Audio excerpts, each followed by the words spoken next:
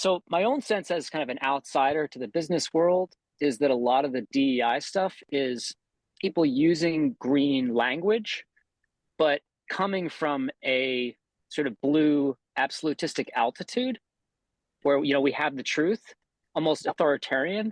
Yep. So I'm curious to hear, in your experience, what percentage of it is that, if that's right? And then how do you work with leaders to try and make fine-grained distinctions so that they're not sort of dismissing all of progressivism as Yeah. just this sort of absolutistic, because from an orange perspective, they'd be correctly seeing that as, you know, regressive and sort of a drag. So yeah, I'm curious to hear your thoughts about how you help leaders think through the dynamics, the complicated dynamics between these different worldviews. There's no easy answer for that. The first thing we do is just help leaders to recognize that these worldviews exist. Because so many of our clients have never really thought about this. They make these assumptions that everybody's making meaning the way I'm making meaning. And so by just starting with the fact that there are distinctions, our clients are like, smoke comes out their ears. And then to bring in the light and shadow.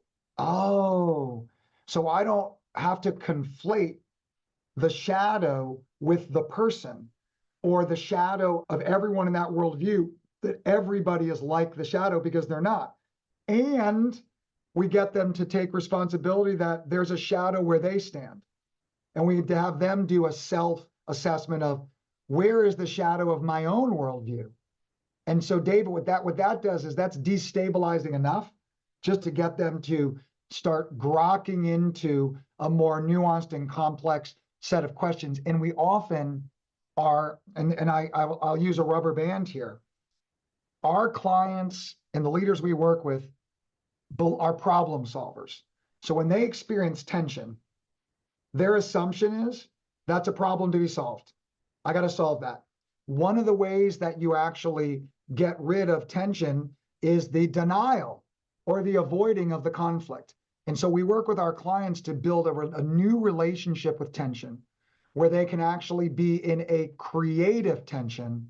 And we help them understand that, yes, there's destructive tension. If I pulled too hard on this, the rubber band would break.